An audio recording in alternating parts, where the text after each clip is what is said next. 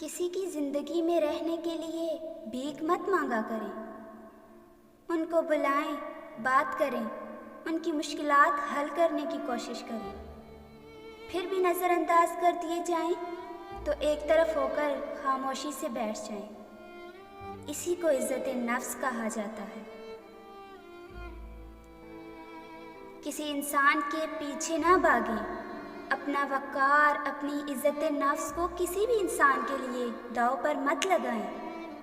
आपका वक़ार उनसे कहीं ज़्यादा कीमती है। जब ज़िंदगी में हमें धक्के लगते हैं ना लोगों के रवैयों से, तो उस वक्त हमारी असलियत ही झलकती है।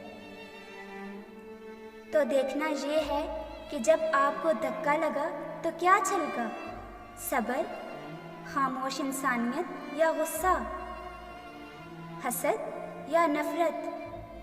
चुन लीजिए कि हमें अपने किरदार को किस चीज़ से भरना है। फैसला हमारे इख्तियार में है।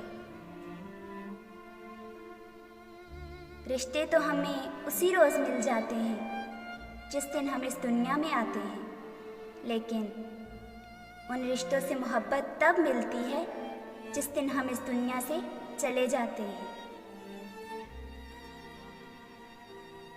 औरत को मोहब्बत कम दोगे तो वो समझौता कर लेगी, लेकिन इज्जत नहीं दोगे तो वो अंदर से मर जाएगी। लाख कोशिश भी कर लो, वो दिल तक पहुंचने नहीं देगी।